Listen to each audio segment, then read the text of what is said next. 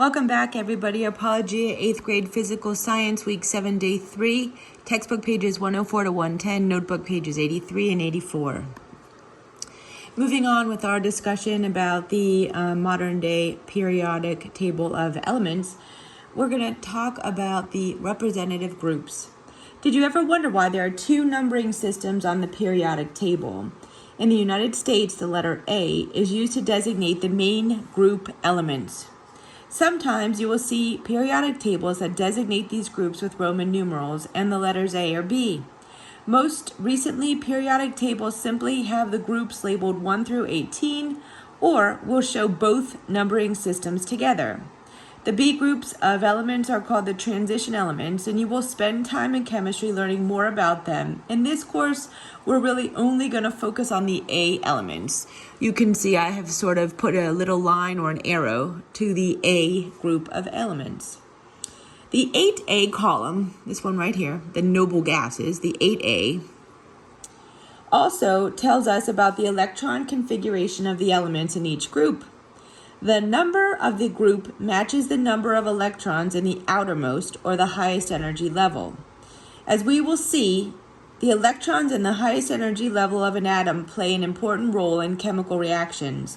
They are so important that scientists have given them their own name. They are called valence or valence electrons. Valence electrons are electrons that are in the highest energy level. Coincidentally, the energy level that's the highest is the one that is also farthest away from the nucleus of an atom of an element. Remember back to the ladder, it takes a lot of energy to climb way out and up that ladder. So the highest energy level will be the farthest away from the nucleus. Look at the periodic table on figure 3.26. Notice how the number of valence electrons increases from left to right as you go across each period or each row. So here we have 1 valence electron, 2, 3 valence electrons, 4 valence electrons, 5 valence electrons, 6, 7, and 8 valence electrons. Mendeleev placed elements across periods as their properties varied. It turns out that the properties vary across a period because the number of valence electrons increases as you go from 1A to 8A. Notice that the first row, period 1, contains only 2 elements, hydrogen and helium. So here we have hydrogen and helium. That is because there is only 1 orbital, and so only 2 possible electrons in the first energy level. Now look down each group of the periodic table in figure 3.26. Each element in group 1A has only 1 valence electron in their outermost energy level. So even though each element down that group has a different number of energy levels, they all have similar properties because they each have only 1 valence electron. This is the reason that hydrogen is placed where it is on the periodic table. It only has 1 electron. Elements in group 1A through 8A are important for other reasons too. These groups contain the most important elements for life. They are the most naturally abundant elements, and they comprise about 80% of the Earth's crust. These elements are considered the main group elements. Let's look at some of the other properties of these groups. The alkali metals. The elements in group 1A are called the alkali metals. All right, so where is 1A? Here we go. This is 1A, except for hydrogen, which we're going to talk about. Now you may be wondering why hydrogen gas is placed at the top of column 1A with metals. Well, it is because hydrogen only has 1 electron. So it's important to remember that hydrogen has 1 valence electron, like alkali metals, and sits on top of the alkali metals in group 1A, but it is not classified as an alkali metal. So we will be discussing the rest of group 1A starting at the second row. Lithium, Li, sodium, Na, potassium, K, rubidium, Rb, cesium, Cs, and francium, Fr. Because alkali metals have only one valence electron, they are extremely reactive. Since they are so reactive, alkali metals only exist in nature in compounds. You are already familiar with one of these compounds, table salt. Table salt is a compound of sodium and chlorine called sodium chloride. You can tell by their name that the members of the alkali metal family are metals. This means that they are shiny and malleable. But since they are also the most reactive group on the periodic table, you would not want to use them for coins or jewelry. In fact, sodium is such a soft metal that it can be cut with a sharp knife. Sodium is also less dense than water, and so it floats. But it is so reactive that it will soon react violently with water. Not all the elements in Group 1A are equally reactive. In fact, their reactivity increases as you go down the group. So sodium is more reactive than lithium. Obviously, it's below it. Sodium's more reactive than lithium, but less reactive than potassium. Rubidium is more reactive than potassium, but less reactive than cesium. Francium is a very heavy, very rare element that is highly radioactive, so not as much is known of its properties.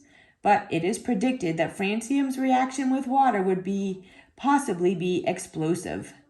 Because alkali metals are so highly reactive, they are stored under oil or in sealed glass tubes to keep them from reacting with water and oxygen. The alkaline earth metals.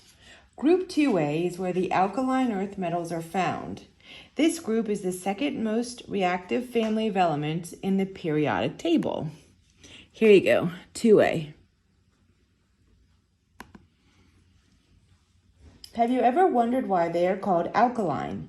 The reason is that when mixed in solutions, alkaline metals usually form solutions with a pH greater than 7. Remember that a pH greater than 7 is referred to as basic or alkaline. The members of this family of elements include the metals beryllium, Be, magnesium, Mg, calcium, Ca, strontium, Sr, barium, Ba, and radium, Ra. All of these elements share certain properties. These metals are silver or gray, relatively soft, and reactive. While not as reactive as the alkali metals, this family each has 2 valence electrons, and so they are still quite reactive. In fact, calcium, strontium, and barium will react with water. Magnesium will react with hot water, but not as violently as the alkali metals. Beryllium doesn't react with water at all. You are likely familiar with magnesium and calcium as both play a role in the biological functions of living things. Magnesium is the central atom in chlorophyll, which allows plants to make their own food and is why they look green. Calcium is needed to keep your bones and teeth strong. The other elements in this family are used in things such as sparklers, fireworks, and batteries. Radon, like francium, is a radioactive element. The next group is the Boron Group. The Boron Group is the family of elements in Group 3A of the periodic table. Each member of this family has 3 valence electrons, and here we go, 3A.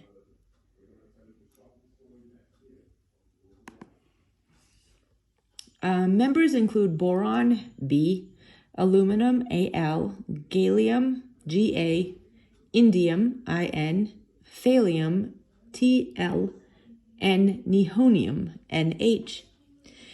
Boron is not classified as a metal, it is a metalloid. A metalloid is really an element that has some characteristics of metals, but not all. The rest of this family are classified as metals. These elements are solid at room temperature. Boron is used in a compound that makes the glass used to make the beakers you use. This type of glass does not easily shatter and can withstand extreme changes in temperature, which makes it great for labware and cookware. You are likely most familiar with the shiny silver metal aluminum. Aluminum is the 3rd most common element in the Earth's crust. Gallium is used in laser diodes and LEDs. Indium is used as an anti-corrosion agent when added to other metals. Thallium is toxic and has been used in rat poisoning. Nihonium is a radioactive element that was created in the lab by Japanese scientists in 2012 and officially named in 2016. Only a few atoms of nihonium have ever been made, so scientists know very little about it yet. The carbon group, group 4A, contains a mix of element types, all with 4 valence electrons. So here we go, 4A. All these guys have 4 valence electrons. The carbon group. Carbon is a nonmetal, silicon, Si, and germanium, Ge, are metalloids, and tin, Sn, lead, Pb, and flerovium, Fl, are metals. The metallic characteristics of the elements increases as you go down the group from top to bottom. The element carbon is required for life. All the reactions that occur in your body are controlled by compounds containing carbon. All living things contain carbon. Silicon is the second most abundant element in the Earth's crust. Clay used in pottery making contains a compound with silicon. A compound of silicon and oxygen is the major component of glass. The computer industry uses germanium because of its important semiconductor properties. Before aluminum, tin was used to make cans. Lead is used to block radiation, and many water pipes are made of lead components. Like nihonium, flerovium is highly radioactive and is not naturally occurring. It was first created by Russian scientists in 1998. Group 5A contains elements, each having 5 valence electrons. Here we go, 5A, these guys. The group contains 2 nonmetals, nitrogen N and phosphorus P. It also contains 2 metalloids, arsenic As and antimony Sb. Finally, it contains 2 metals, bismuth Bi and moscovium Mc. Like the carbon group, the nitrogen family has a wide range of physical properties. Nitrogen is a nonmetal gas, phosphorus is a nonmetal solid, arsenic and antimony are both silvery, like metals, but brittle, like nonmetals. Bismuth is dense, soft, pinkish silver metal. Moscovium, you may be seeing the trend by now, is a man-made radioactive element about which little is known. Nitrogen is used in fertilizers and explosives. Phosphorus is also used in fertilizers and can be found in many detergents. Both nitrogen and phosphorus are essential elements used by molecules in our bodies to release energy from food. Arsenic and antimony are used in the production of batteries. You may have come in contact with bismuth if you've ever taken Pepto-Bismol for an upset stomach. Compounds containing bismuth is also a common ingredient in cosmetics. The oxygen group. Group 6A is known as the oxygen group, and they have 6 valence electrons. Here we go. Oxygen O, sulfur S, selenium Se are nonmetals. Tellurium Te and polonium Po are metalloids, and livermorium Lv is considered a metal. As you probably have guessed, livermorium is an extremely radioactive man-made element that has never been observed in nature. Oxygen and sulfur are common elements. In fact, oxygen is the most common element in the Earth's crust. Oxygen reacts with just about everything to form new compounds. Most living things need oxygen to stay alive. Oxygen is a gas and can be stored in tanks. Because flammable materials burn in the presence of oxygen, the tanks must be kept away from sparks or fire. Sulfur, a yellow element, is often found in nature alone, not combined with anything else, in large natural deposits.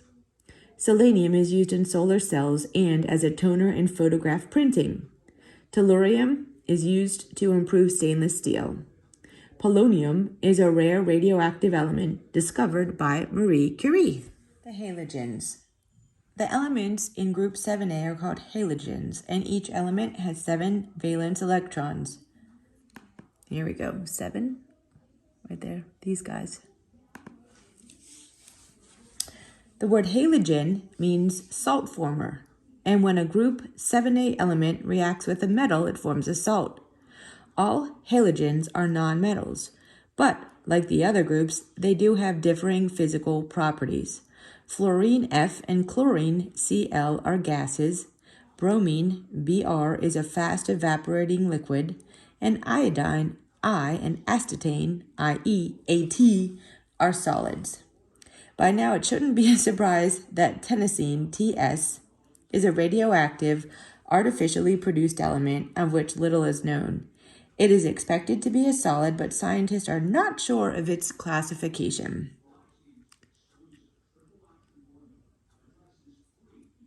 The halogens are very reactive nonmetals.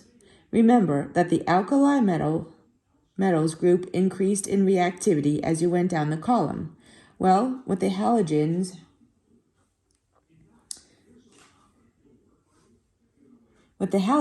it is the opposite. The most reactive halogen is fluorine. So instead of going down, becoming more reactive, it's the opposite. So fluorine is the most reactive halogen. Compounds containing fluorine are used to prevent tooth decay and can be found in many toothpastes.